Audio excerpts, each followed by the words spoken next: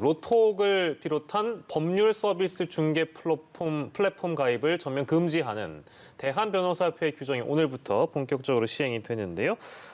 법무부가 갈등 진화에 나설 것으로 보입니다만 징계하겠다는 변협의 방침이 워낙 확고해서 무더기 소송존까지 우려가 되고 있습니다. 네, 자세한 소식은 두 분과 짚어보겠습니다. 김수민 시사평론가 계속해서 함께하시고요. 이호영 변호사 오셨습니다. 어서 오십시오. 안녕하세요. 예, 로톡 대표적인 그 법률 서비스 중개 플랫폼인데 이 대표적으로 논란이 되고 있는 그 어플리케이션이기 때문에 플랫폼이기 때문에 저희가 가져와 봤는데요. 변호사와 의뢰인이 온라인상에서 직접 만나서 간편하게 법률 서비스를 받을 수 있다. 이제 그런 목적으로 만들어진 플랫폼인데 이 로톡이라는 게 가입한 변호사들한테 월정액을 받고 인터넷에 광고도 실어주고요. 의뢰인들은 이 변호사들이 이제 그 로톡 서비스에 면면이 등장하게 되면 법률 서비스를 의뢰하게 되는 그런 방식이라고 합니다. 근데 지난달 말 기준으로 보니까요, 3,000명 이상의 변호사 회원을 이 로톡 서비스가 보유한 것으로 알려졌습니다. 근데 이게 왜 이제 불법인지는 저희가 이제 얘기를 나누게 될 텐데요. 변협에서 이걸 지금 금지하는 규정을 오늘부터 시행을 하고 만약에 이걸 어기면 그 회원 변호사들한테 징계를 하겠다. 이제 이런 입장을 지금 대한변협이 갖고 있는 거죠, 변호사님? 네, 맞습니다. 지금 변호사협회 같은 경우는 네네. 지금 말씀해주신 이 로톡 결국은 변호사를 의뢰인들에게 소개해주는 플랫폼 사업체인데 이 로톡이라는 사업체에서 이제 탈퇴를 하지 않고 계속 로톡을 이용하는 변호사에 대해서 이제 징계에 착수하겠다라는 입장을 이미 밝혀왔고, 이제 이 밝혔던 입장을 실제로 실행하겠다. 그렇게 해서 왜냐하면 이게 지금 최근에 그 변호사 광고에 관한 규정이 개정이 되었고, 이게 법무부 장관의 인가를 거쳐서 이제 효력이 발생되는 거거든요. 그러면은 지금 최근에 개정된 규정을 보면은 법률 상담, 연결, 알선과 관련해서 어떤 경제적 이익을 지급하는 행위를 원칙적으로 금지. 다시 말해서 이거는 사실 로톡이나 기타 플랫폼 사업을 활용하는 변호사들을 이제 징계하겠다라는 규정인 거거든요. 이 규정이 이제 8월 4일부터 시행이 되니까 시행이 되면은 실제로 로톡을 이용을 하는 변호사들은 정확히 그 새로 시행되는 규정에 위반된다라고 볼 수 있기 때문에 이제 징계를 받을 수 있는 그런 상황에 놓이게 된 것입니다. 말씀하세요. 네, 이런 플랫폼은 사실 여러 사업에서 활용이 되고 있잖아요. 그런데 지금 법률적인 차원, 그 변호사들이 이 플랫폼을 이용하는 것은 불법이다 이런 이야기잖아요. 이거 왜 그런 겁니까? 좀 쉽게 설명해 주세요. 이제 조금 맥락이 있어요. 이게 이제 플랫폼 사업이라는 것 자체는 사실 요즘에 너무 많은 사업체에서 그 분야에서 많이 활용되고 있지 않습니까? 이제 대표적으로 배달, 요즘에 코로나 시대여서 배달 많이 시켜 먹는데 이제 뭐 배달의 민족이나 쿠팡, 요기요 같은 그런 이제 플랫폼을 통해서 우리가 식당에서 음식을 마음껏 시켜 먹는 것처럼 변호사를 이제 찾아가는 과정도 주위에 아는 변호사들이 없는 분들 같은 경우는 막막하니까 이제 인터넷에 변호사를 검색을 하게 되는데 그런 경우에 이제 아주 쉽게 이용할 수 있는 플랫폼이 바로 지금 로톡인 거거든요. 근데 이제 문제는 이게 변호사법 위반 소지가 있어요. 변호사법 그 34조에 보면은 1항부터 5항까지 있는데 결국은 그거예요. 이게 누구든지 변호사에게 어떤 금품 향응 또는 경제적 이익을 제공하고 특정 그 의뢰인을 특정 변호사에게 소개시켜주면 안 되거든요. 돈 받고 변호사를 특정 변호사 소개시켜준다. 대표적으로 그걸 브로커라고 하는 거예요. 그래서 브로커, 이제 우리말로 사무장들이라고 하는데 이런 사무장들은 이제 변호사법을 위반해서 특정 사건을 변호사에게 소개 알선해주고 그 과정에서 돈을 받아 챙기면 그 피해를 누가 보냐. 결국은 그 변호사를 찾아간 의뢰인이 낸 돈에서 일부가 이제 브로커들한테 가버리면 변호사가 받는 수임료가 그만큼 낮아지기 때문에 결국은 사건에 들일 수 있는 시간이 줄어들고 그 피해를 이제 국민들이 보기 때문에 변호사법에서 엄격하게 규제를 하고 있는 거거든요. 다시 말해서 변호사 아닌 자가 법률 시장에 개입을 해서 경제적 이득을 취해가면 그로 인한 피해를 국민들이 보니까 변호사 아닌 자가 이런 법률 시장에 개입하지 마라. 또는 의사 아닌 자는 의료 시장에 개입하지 마라. 이런 이제 법률들이 있는 건데 최근에 이제 플랫폼 사업 같은 경우는 기존의 이런 법률에 정확히 위반될 소지가 있다라고 보는 것이 이제 변협이나 의협 같은 데는 그렇게 보는 거고 네. 수사기관에서는 조금 이것을 보수적으로 보지 않겠습니까? 이제 죄형 법정주의에 따라서 예. 형벌법규는 엄격하게 해석해야 된다라는 원칙이 있기 때문에 예. 지금 제가 말씀드린 이 변호사법 34조 같은 경우가 예. 수사기관에서 봤을 때는 약간 탈법의 소진이 있어 보이는데 예. 정확하게 위법이다라고 보기는 어려워서 사실은 로톡 같은 업체에 대해서 불기소 처분을 했던 전례가 있어요. 예. 이제 그러다 보니까 변협에서 아예 이것이 지금 이렇게 불법이다라고 수사기관에서 기소를 하지 않을 바에는 예, 예. 그렇다라고 한다면 우리가 윤리 규정을 개정해서 예. 변호사들로 하여금 이러한 업체와 협업을 해서 의뢰인을 유입시키는 어떤 예. 그러한 행위를 못하게 근절하겠다. 예. 이런 취지로 지금 이제 그 광고 규정도 개정하고 예. 그러다 보니까 이런 플랫폼 사업을 이용하는 변호사와는 네. 또 어느 정도 대립을 하게 되는 그런 상황이 된 거죠. 알겠습니다. 그 변호사가 법조계 쪽에서는 이게 굉장히 큰 어떤 이슈가 될 만한 그렇죠, 이슈죠. 그런 사안인 것 같아서 개인적인 의견은 이호영 변호사께 너무 많이 여쭤보면 좀 부담스러우실 것 같아서요. 근데 어쨌든 쉽게 이제 정리해 주셨는데 네. 그 일종의 브로커 역할을 로톡이 하고 있기 때문에 거기에 변호사들이 같이 어떤 일종의 뭐랄까 이거 가담이라는 표현이 맞는지 모르겠는데 협업을 하고 있는 거죠. 협업을 하고 하는 것 자체가 불법인 걸 당신들이 모르면 안 된다. 그래서 우리 대한변협은 이것을 금지하는 규정을 오늘부터 시행해서 당신네들이 여기서 이제 빠져주시오.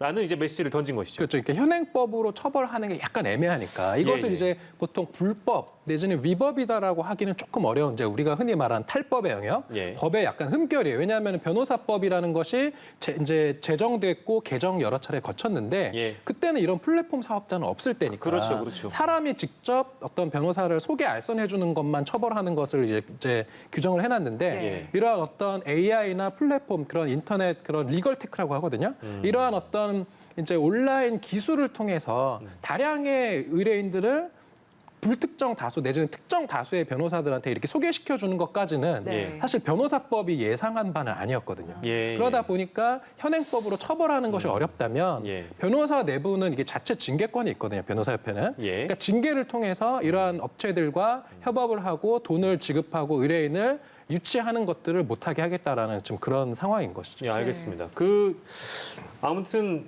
뭐 물론 변호사들께서도 생각이 아마 다른 분들이 계시진 않을까 뭐 이제 이런 생각도 들어서 지금 이제 8월 4일부터 시행이 되면 오늘부터 시행이 되는 거고 지금 징계 요청 진정서가 접수된 게 500여 명에 대해서 1,440명이에요? 맞네요. 예, 1,440명이라고 합니다. 징계 요청 진정서가 접수가 돼 있다고 하는데 이렇게 되면 서로 의견이 다른 협회와 이 생각이 다른 변호사들끼리는 뭐 대립할 수 있는 상황으로 나아간다면 실제 무더기로 징계받을 수도 있는 거 아니겠어요?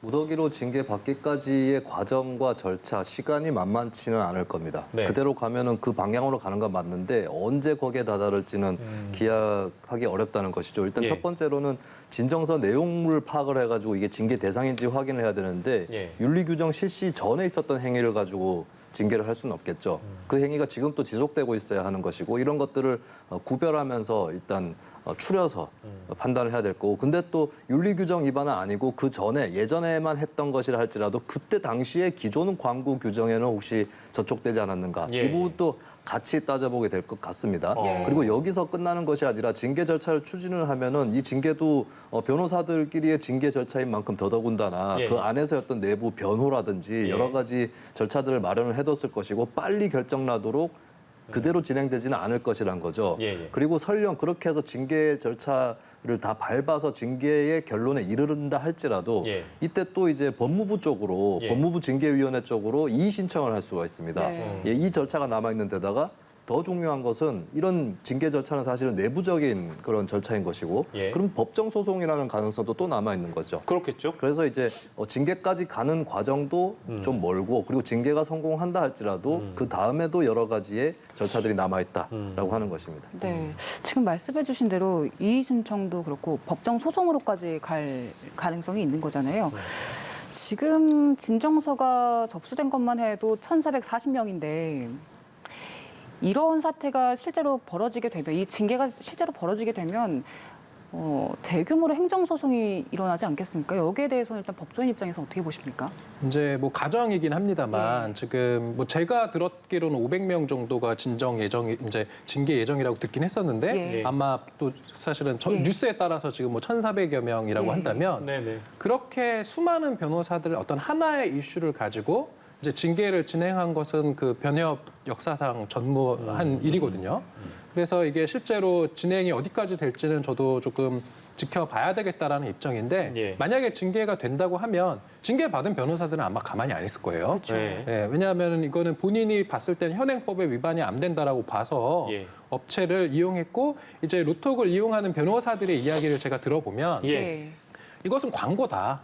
내가 일정 부분의 광고비를 지불을 하면 네이버나 이런 여러 가지 포털 같은데 이제 소개가 되는 것과 마찬가지 구조 아니냐. 로톡이라는 그런 사이트에 내가 소개되는 거고 예. 그게 특정 변호사를 소개하는 것이 아니라 그냥 불특정 다수의 변호사가 노출되는 거고 네. 그것을 이제 의뢰인들이 선택을 하는 거기 때문에 현행법 위반도 아니고 내가 뭐 이런 거 이용하는 건 나의 자유고 그다음에 특히 그 좀 전연차 변호사들 같은 경우는 예. 이제 수임을 하는 루트가 아무래도 없지 않겠습니까? 네네. 지금 막 일을 시작했기 때문에 네. 그런 분들 같은 경우는 그 어떤 유명 포털 같은 곳에 광고를 하기에는 광고 비용이 너무 부담이 되기 때문에 예. 그런 것들을 이용하는 거에 비해서는 로톡 같은 서비스가 오히려 저렴하게 예. 이용할 수 있기 때문에 나는 계속 써야 되겠다라는 변호사님들도 계세요. 예. 그럼 그런 분들 입장에서는 지금 말씀하신 이 징계가 계속 진행이 돼서 예. 징계 처분을 받는다라고 하면 그거는 위법 부당한 징계다라고 해서 아마 행정소송을 제기할 것이라고 당연히 예상되는 그런 상황이어서 예, 예. 야, 이거 어떻게 풀어갈지 좀 난감한 상황인 것 그러게요. 같습니다. 아까 이제 김수민 평론가께서도 변호사 징계 절차 뭐 설명 잠깐 해주셨습니다만 그 절차로 쭉 나아가서 징계를 받는다 한들 실제 찬성하지 않는 뭐 의견을 함께하지 않는 변호사들이 뭐 행정 소송하면 이제 뭐 법률적으로 따져볼 문제까지 나아가는 것이고요. 아무튼 알겠습니다. 저도 얘기를 이제 저희 쭉 들어보니까 시대가 많이 달라지기도 하긴 했기 때문에 이런 이제 로톡이라는 서비스 때문에 이런 문제까지 생기는구나라는 생각도 듭니다. 뭐 로톡 쪽에서도 당연히 이거 합법적이다라고 얘기를 하고 있겠죠. 실제 그렇게 주장하고 있는 것이고요. 이런 주장을 살펴보겠습니다. 실제로 많은 사람에게 보편적 혜택을 주는 기술인데 변호사도 예외는 없다. 이제 이런 주장을 할 법도 하거든요. 이 점은 어떻게 봐야 될까요, 김수민 평론가님? 네, 근데 뭐 여기에 대한 반론부터 소개를 해드리자면은 예. 한국의 변호사 체계라든지 변호사법 이런 것들을 특히 유념을 하고 본다면은 좀 공공성이라든지 이런 것들을 강하게 전제하고 활동을 하는 것이 한국의 변호사 체계다라고 하는 반론이 있거든요. 예. 그래서 이제 플랫폼 운영 방식이 부합하지 않는다 이런 얘기가 있고 그리고 이제 어느 정도는 일리가 있을 수 있는 게 이제 이런 플랫폼이 홍보비를 많이 지출해가지고 그만큼 홍보가 더 많이 되는 고객 유치가 더 많이 되는 자본의 논리가 관철되는 것 이것은 네. 이제 공공성의 가치하고는 충분히 충돌할 수 있다. 이 점에서는 경청할 만한 가치인 것 같습니다. 예. 근데 한편으로는 이제 기술의 발전이라든지 시장 생태계의 변화 이런 것들을 미뤄봤을 때 예. 과연 이 플랫폼을 계속해서 그냥 저지시키는 것이 현실적으로 가능할까 이 의문이 들 수밖에 없는 거거든요. 이 과거에도 이제 뭐 예를 들면 이게 음악계에서 제일 먼저 겪었던 일이라고 볼 수도 있는데 P2P 서비스라든지 네, 네, 네. 스트리밍 같은 경우에 네. 초창기 이제 뮤지션들 엄청 반발을 했습니다. 뮤지션들의 어떤 노고라든지 이런 것들에 충분한 보상이 주어지지 않은 채로 뭐 MP3 파일이라든지 이런 것들을 다운받을 수 있는 그런 서비스가 나왔을 때부터 이 논란이 불거졌는데 지금은 그때보다 어떻게 보면 더 복잡한 논란일 수도 있습니다. 왜냐하면 그때는 소비자들은 소비자들대로의 입장이 있었고 생산자들은 생산자들대로의 다수의 입장이 있었는데 예. 현재는 생산자들끼리도 의견이 좀 나뉘어져 있는 그런 상황이거든요. 그래서 이제 더 복잡한 그런 형국으로 갈 수 있는 그런 구조는 있지만 어쨌든 예. 근데 이 기술 자체를 앞으로 계속해서 법적으로 규제 일변도로 막아낼 수 있을까 이 부분을 한번 판단을 해봐야 될 것 같고 그리고 이제 플랫폼 자체의 문제라기보다는 플랫폼이 어떤 플랫폼이느냐에 따라서 또 성격이 달라질 수 있거든요. 네, 네, 네. 문제가 공공성 침해가 문제가 된다면은 공공성을 담아내는 그런 플랫폼으로 가게 만드는 그런 제도가 필요할 수도 있는 것이고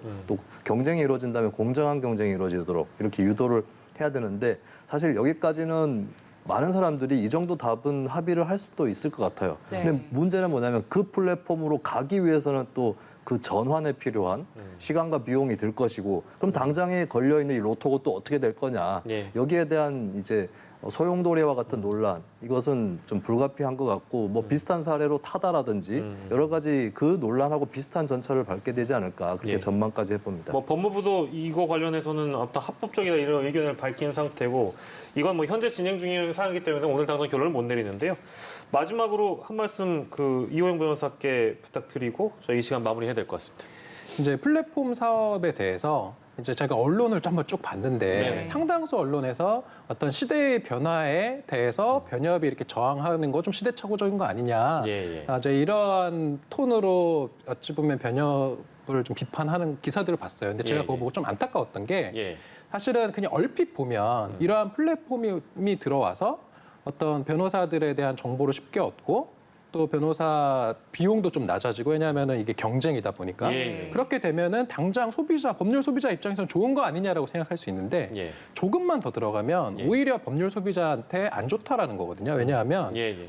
이게 지금 우리가 흔히 공사에서도 재하 도급을 엄격하게 금지하고 예. 변호사법에서도 변호사 아닌 자의 어떤 그런 동업을 금지하는 이러한 취지가 뭐냐면 예. 실제로 그 일을 하지 않는 사람이 뭔가 수익을 수익을, 가져가 버리면 예. 그 일을 하는 사람한테 돌아가는 그 수입료가 줄어들고 예. 그러면은 법률 서비스가 부실화되는 거고 공사 같은 경우는 부실 공사가 되는 거거든요. 예. 그렇기 때문에 실제로 일하지 않는 사람들이 어떠한 시장에서 수익을 가져가는 게 사실 되게 위험한 건데 예. 지금 이 플랫폼 같은 경우도 법률 플랫폼이 실제로 변호사 일을 해주지는 않거든요. 예. 그런데 소비자가 낸 돈의 일부를 가져가 버리면 실제로 변호사들 입장에서는 그 본인이 받은 수임료가 줄어들기 때문에 그만큼 사건에 들일 수 있는 시간이 줄어들고 그 피해를 국민들이 볼 수 있다. 예. 그래서 이런 변호사 시장이나 의료 시장 같은 곳에서 동업을 금지하는 거거든요. 예. 그런 취지를 생각한다고 하면은 이러한 플랫폼이 기술 발전으로 인해서 무언가 시장이 지는 게 아니라 예. 오히려 기술 발전으로 인해서 어떤 시장에서의 어떤 악영향이 발생할 수 있는 그런 상황이 된 거예요. 예. 근데 문제는 현행법에 위반되는지 여부에 대해서는 예. 조금 의문이다. 왜냐하면은 현행법은 옛날 상황에서 이게 예. 제정되어 있기 때문에 예, 예. 그래서 저는 좀 아쉬운 게 법무부가 이건 좀 나서서 예. 현행법을 개정을 해서 이러한 브로커나 이러한 사업자들이 개입을 하지 못하게 오히려 법을 바꿔주는 게 맞다. 예. 그래서 실제로 변호사를 찾지 못하는 사람들이 오히려 그런 공영의 어떤 시스템을 가진 변호사협회의 어떤 그런 홈페이지를 통해서 변호사를 보다 투명하게 찾아갈 수 있는 그런 것을 오히려 만들어주면 되는 건데 그것을 네. 개별 사업자한테 하라고 하고 그것을 받아들이라고 하는 거는 예. 변호사들도 힘들어지고 장기적으로는 법률 소비자들도 피해를 볼 수 있다라는 점에서 예. 저는 좀 이것은 정부가 나서서 문제 해결을 좀 해줘야 된다 이런 말씀 좀 드리고 싶습니다. 알겠습니다. 두 분과 나누고 싶은 말씀이 굉장히 많은데요. 이 주제는 저희가 다음에 다시 한번 또 다룰 수 있으면 다뤄보도록 하겠습니다. 예. 오늘 두 분과 이슈큐브 함께했습니다. 김수민 평론가 오늘 긴 시간 함께해 주셨고요. 이호영 변호사와 함께했습니다. 고생하셨습니다.